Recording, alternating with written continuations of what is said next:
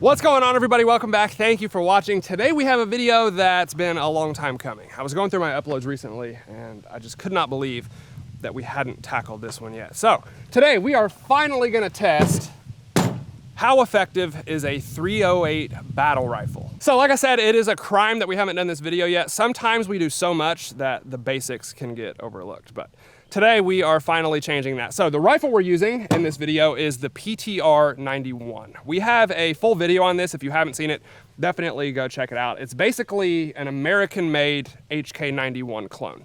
The first video on this rifle was so much fun that I could not wait to get it back out. So I'm pumped. And this is a 308, the caliber that we're gonna be testing today. Often interchangeable with the 7.62x51, but not always. Definitely check your barrel. It is a NATO cartridge, so very common in the military. It's also extremely common in the civilian world. I'm sure you're all very familiar with the 308/7.62x51, so I'm not gonna bore you to death with the history and the details and stuff like that.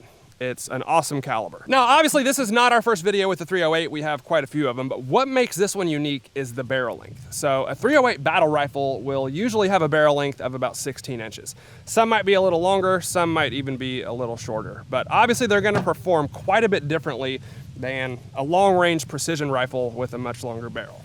And typically those are the kind of rifles we've used when we've tested the 308. So I'm excited to see how this one does. Let's get started. All right, guys, so you might have noticed that today we do have a different optic on the PTR than we did in the last video. So this is the PARD TD3270, and this thing is freaking cool. It has a million different modes, reticles, lighting conditions, etc. You can also take photos and videos through the scope itself, which as a video creator, I'm a huge fan of. So I might try some of that today so you guys can hopefully see what I'm seeing while we shoot this rifle. Now, I usually don't do this, but I'm gonna go ahead and zero this scope on camera. So I just put it on, I have not zeroed it yet, and I wanna show you guys the one-shot zero feature that's built into this scope. So we've got a target at probably 20 or 25 yards because that is where we're gonna be shooting our main target, and I wanna see if we can get this thing zeroed in 2 shots. One to see where it's at, and then the second one after we make the adjustment. So we've got some 308s in the magazine there. Hopefully we only need 2 of them. And of course we are gonna use a tripod for this so we can actually get a good zero. Okay, we'll go ahead and take our first shot and see where it goes. I have no idea where this point of impact is gonna be, but hopefully it's at least on the target. And then we'll make our adjustment.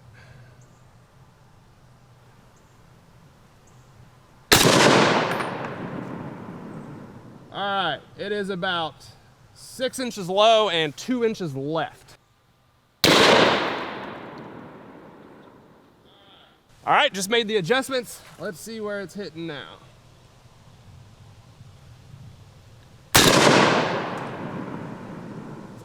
Bullseye.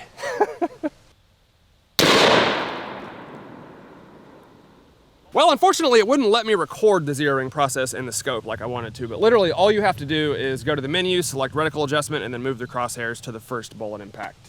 And it made all the adjustments for me, so it's zeroed. And there's our first bullet impact right there towards the bottom of the screen, and our second bullet impact in that red circle. And I was aiming a little bit low when I took the shot, so it's pretty much perfect. Let's rip some shots with it. Let's do a little mag dump.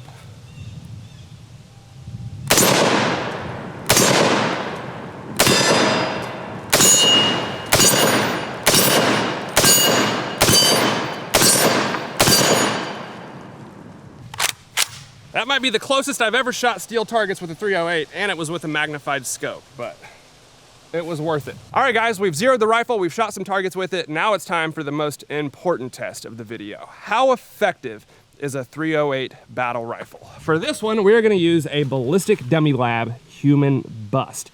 This is basically the same thing as the heads that we've shot 1,000 times on this channel, except it also has shoulders and collarbones as well. So we've probably done a dozen videos on the 308 at this point, but we have never tested the effectiveness of one on a ballistic dummy target like this. So let's do it. Now I got a couple different rounds we could use for this test. I have the 150 grain normal whitetail and the 155 grain Hornady critical defense. I was gonna shoot some targets with each of these rounds to pick a winner that we would use on our ballistic dummy, but I just remembered we already did that exact thing in the last PTR video. So I might just run some of that footage here and let you guys see the results. Same 2 bullets. First up, we have the normal whitetail.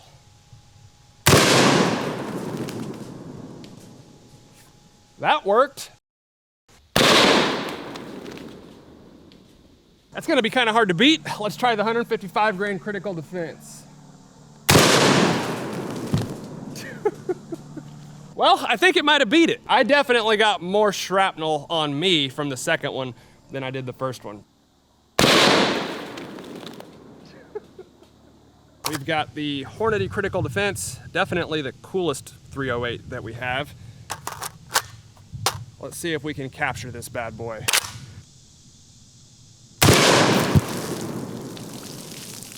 Did not expect that. I'm gonna stand this up.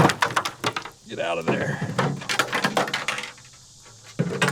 So there it is. We've got the copper jacket, a couple fairly big pieces of lead, and then like 1,000 tiny little bullet fragments. Not a round I would want to be shot by, and I'm actually impressed by the rapid expansion.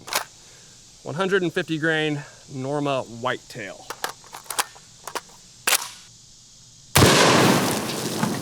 Dude, what the hell? Once again, it looks like it did not even make it to the second water jug. And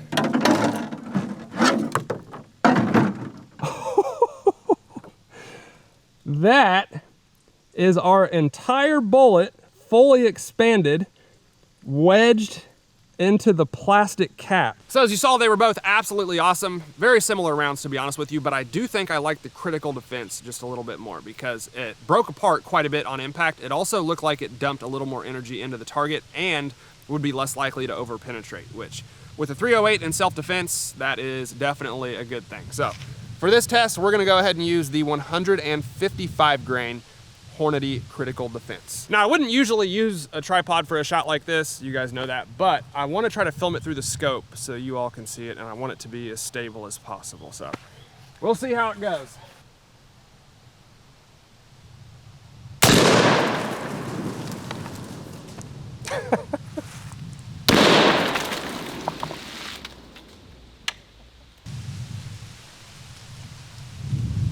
He gone.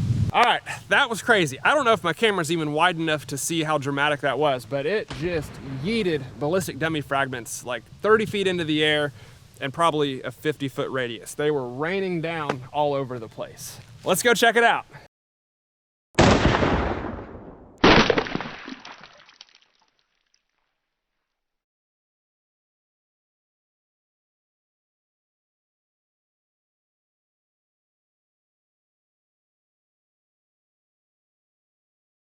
And there he is. He now identifies as a canoe.